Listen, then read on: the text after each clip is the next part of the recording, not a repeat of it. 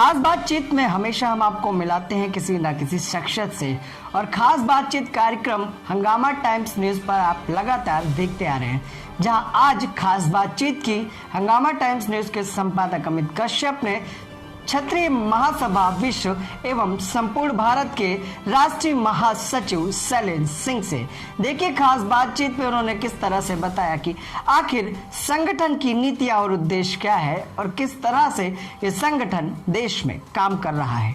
देखिए खास बातचीत।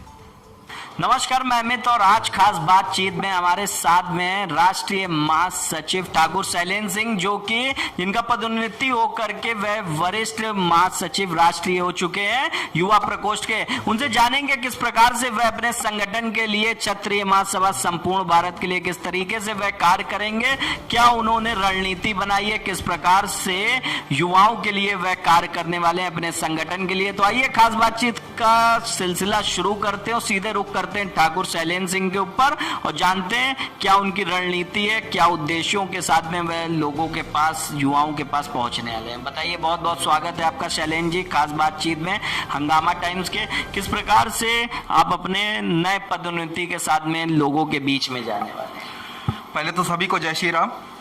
और अभी मुझे जो हमारे राष्ट्रीय कार्य समिति ने हमको राष्ट्रीय सचिव एवं उत्तर प्रदेश प्रभारी से राष्ट्रीय वरिष्ठ महासचिव युवा मोर्चा का पद दिया है, उसके लिए मैं हमने समस्त राष्ट्रीय अध्यक्ष को, राष्ट्रीय अध्यक्ष युवा को, राष्ट्रीय संगठन मंत्री को, राष्ट्रीय वरिष्ठ महासचिव को एवं समस्त राष्ट्रीय कार्य समिति को बहुत बहुत धन्यवाद देना चाहूँगा। और साथ में मैं अपने समस्त युवा मोर्चा के समस्त साथियों को भी बहुत बहुत आभार व्यक्त करना चाहूँगा, जो उन्होंने मुझे बहुत सी शुभकामनाएं दी और मुझे प्रोत्साहन दिया, जो हमारे युवाओं का ही जो बल था कि उन्होंने हमें इस पद तक पहुँचाया जी। और जैसा कि देखा गया कि हमारे जो राष्ट्रीय अध्यक्ष युवा हैं वो हमेशा हर कदम पे, हर पल जो है युवाओं के साथ होते हैं और हमारे भी साथ होते हैं। अगर हम लोग कहीं भी कोई भी कार्य करते हैं तो दोनों लोग कदम से कदम मिला के कार्य करते थे और उन्हीं के अनुसरण से हम चलते रहे। और संगठन का विकास माननीय संगठन मंत्री जी के उसके विचारों से, राष्ट्रीय अध्यक्ष जी के विचारों से, राष्ट्रीय वरिष्ठ महासचिव जी के विचारों से और युवा मोर्चा के अध्यक्ष जी के विचारों से और हमारे महिला मोर्चा की अध्यक्ष हैं बहन ज्योत्सना सिंह जी, उनके विचारों के साथ पूरा तालमेल बिठा करके कि महिला मोर्चा का विकास होता रहा, युवा मोर्चा का विकास होता रहा और संगठन का विकास होता रहा। 6 नवंबर 2019 को हमारे संगठन की नींव रखी गई और आज हमारे संगठन में 17,000 पदाधिकारी हुए, जबकि कोरोना काल आ गया। कोरोना काल की वजह से हमारा संगठन पूर्ण रूप से कार्य नहीं कर पाया और उसके बावजूद हमारा संगठन इतनी तेज़ी से विकास किया। कहीं ना कहीं जो है किसी भी संगठन का विकास मैं मानता हूं कि युवाओं के बल पे होता है। अगर युवाओं में जोश नहीं होगा तो संगठन कभी विकास नहीं कर सकता। और जिसका मैं पूरा श्रेय अपने युवा राष्ट्रीय अध्यक्ष जी को देना चाहूँगा और उनको बहुत बहुत धन्यवाद भी देना चाहूँगा कि उन्होंने संगठन को काफ़ी हद तक ऊंचे उठाया। और आज मुझे अगर ये जिम्मेदारी मिली है कि मैं युवा मोर्चा का राष्ट्रीय वरिष्ठ महासचिव बनाया गया हूँ, तो हमारा पूर्ण कर्तव्य बनता है कि मैं अपने राष्ट्रीय अध्यक्ष जी का हर कदम पे, हर पल उनका साथ दूं। और जो संगठन आज 17,000 पहुंचा है, तो मैं उम्मीद करता हूं अगले आने वाले वर्षों में मैं 17 लाख के बराबर पहुंचाऊं संगठन को। तो ये बताइए ठाकुर शैलेंद्र सिंह जी कि किस प्रकार से क्या संदेश देना चाहेंगे युवाओं को, जो आपका नया पदोन्नति हुआ है उससे संबंध में, किस प्रकार से जो युवाओं में जोश दिखा आपके बनते ही संगठन में जैसे आपका पदोन्नति हुआ, क्या कहना चाहेंगे एक अनोखा संदेश युवाओं के लिए जो लगातार युवाओं को बदल रहा है? देखिए, सर्वप्रथम तो देखिए किसी भी संगठन की और किसी भी पार्टी, चाहे कोई दल हो या कोई गैर राजनीतिक दल हो, किसी भी संगठन की जो रीढ़ की हड्डी होती है युवा होती है, ठीक है। और पहले तो हमें युवाओं को संगठित करना है, जो अलग अलग बिखरे हुए हैं उनको संगठित करना है। जैसे कि एक क्षत्रियों की एक वो परंपरा रही है कि हाँ हम जमींदार के बेटे हैं, हमारे पास बहुत सारी ज़मीन है, वो कोई नौकरी नहीं करना चाहते हैं, ठीक है। बाद में वो अपनी ज़मीनों को बेचना शुरू करते हैं, ठीक है। तो मैं उसके लिए युवाओं को रोकना चाहूँगा कि वो आएँ, पहले किसी स्वरोजगार की ओर बढ़ें, अपने आप को मजबूत करें, अपने परिवार को मजबूत करें, तभी हमारे आने वाली पीढ़ी मजबूत होगी। तो हमारा संगठन इन्हीं विचारों पर कार्य कर रहा है। हमारा संगठन भी प्रयास कर रहा है कि जैसे कुछ मानव संसाधन विकास मंत्रालय के थ्रू कुछ हम रोजगार की योजना लेके आए, जिससे जो ये गरीब युवा हैं उनको हम रोजगार परक शिक्षा पहले दें और फिर उनको रोजगार की ओर प्रेषित करें, तो जिससे कि जो इधर उधर का घूमना फिरना और जो मारपीट जिस तरह की जो हरकतें सुनने की आती हैं वो युवाओं में ख़त्म हो जाएगी। तो एक सुदृढ़ युवा बनेगा। जैसे कहते हैं ना, सरकार कहती है पढ़ेगा इंडिया तो बढ़ेगा इंडिया, उसी तरह हम भी कहते हैं अगर युवा पढ़ेगा तो युवा बढ़ेगा।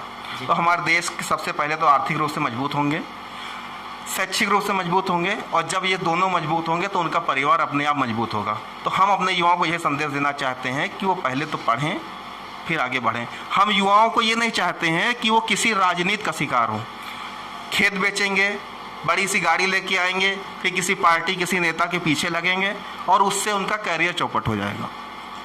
वो समय आएगा, जब से वो समय आएगा उस समय वो कार्य करें। अभी जैसे उनका जब पढ़ने का समय है, बढ़ने का समय है, उस वक्त वो पढ़ाई करें और अपने को मजबूत करें, अपने परिवार को मजबूत करें। मैं संदेश यही देना चाहूँगा अपने युवाओं को। शैलेंद्र जी, और आपसे एक सवाल है कि जिस प्रकार से पार्टियों से युवा जुड़ते हैं और युवा जैसे पार्टियां जो उनका इस्तेमाल करती हैं, धरना प्रदर्शन में करती हैं या कहीं घेराव करने में करती हैं, तो उनके लिए क्या इस प्रकार का कार्य सही है कि उनको इस उम्र में क्या कार्य करना चाहिए? ये आप मार्गदर्शन की बात कर रहे थे युवाओं की, इस वजह से मैं पूछ रहा हूँ क्या करना चाहिए। देखिए, किसी भी संगठन किसी पार्टी की जो रीढ़ होती है वो युवा होती है। मैं आपको बार बार कह रहा हूँ, लेकिन कुछ पार्टियाँ उन युवाओं को यूज़ करती हैं। कहीं पे मान लीजिए किसी आपको सिनेमा घर फूंकना हो गया, किसी चौराहे का घेराव करना हो गया, ये सारे कार्य वो युवाओं से कराती हैं। लेकिन हमारा संगठन इससे हट के कार्य कर रहा है। हमारे संगठन में कुछ रूल बनाए गए हैं, जो 25 वर्ष से नीचे का युवा है और 19 साल से ऊपर का युवा है, उसको हम छात्र प्रकोष्ठ में रखते हैं ताकि वो पढ़ाई लिखाई और स्वरोजगार की शिक्षा। हमारे संगठन में भी बीच बीच में कार्यक्रम होते रहते हैं, जो आपके चैनल के माध्यम से भी कई बार हमने देखा है कि उनको हम स्वरोजगार रूपी शिक्षा देते हैं, उनको जागरूक करते हैं। किसी को ITI, यहाँ काउंसलिंग भी कराई जाती है। जैसे हमारे कुछ IT क्षेत्र के भी वो हैं, हेड हैं, कुछ तकनीक क्षेत्र के लोग हैं, कुछ मेडिकल क्षेत्र के लोग हैं, उनके द्वारा उनकी काउंसलिंग भी कराई जाती है। जो बंदा शैक्षिक क्षेत्र में, मान लीजिए कोई चिकित्सा के क्षेत्र में जाना चाहता है, तो जो डॉक्टर्स हैं हमारे संगठन में वो उनको गाइड करते हैं। जो इंजीनियर्स हैं उनको प्रौद्योगिकी क्षेत्र में जो जाना चाहता है युवा, उनको गाइड करते हैं। जो IT क्षेत्र के लोग हैं वो IT क्षेत्र के लिए उनको गाइड करते हैं। तो हमारे यहाँ जो 25 साल से कम के युवा हैं उनको हम गाइड करते हैं ताकि वो पढ़ें और आगे बढ़ें। फिर 25 साल से 40 साल के बीच के जो युवा होते हैं उनको हम युवा प्रकोष्ठ में रखते हैं। उन युवा प्रकोष्ठ का, क्योंकि वो 25 साल के ऊपर का जो युवा होता है वो प्रौढ़ हो चुका होता है, उसको ये पता है कि क्या सही है और क्या गलत है। कुछ अपनी अर्निंग के सोर्स बना चुके होते हैं और कुछ बना रहे होते हैं। जो बना रहे होते हैं संगठन की पूर्ण मदद करता है।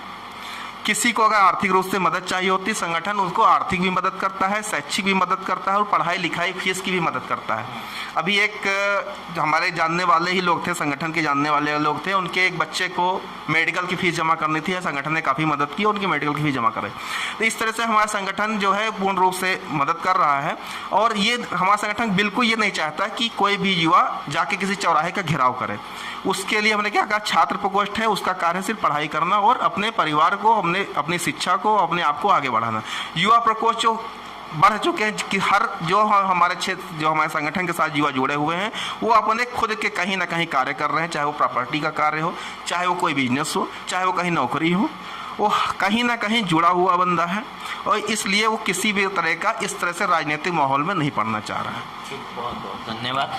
ये थे हमारे साथ में ठाकुर शैलेंद्र सिंह, राष्ट्रीय महासचिव एवं युवा प्रकोष्ठ के वरिष्ठ महासचिव, जिनसे हमने बात किया और जाना किस प्रकार से वह संगठन जो उनका क्षत्रिय महासभा संपूर्ण भारत एवं विश्व है, वह किस रणनीति के तहत काम करेंगे और पूरी जो उनकी विचारधारा है किस प्रकार से युवाओं के लिए उन्होंने बनाया है कि पहले उनको शैक्षिक, फिर उनको जो नौकरी दिलाने की बड़ी बात ये कह रहे हैं जो अभी तक के कोई भी सरकार नहीं कर पाई है।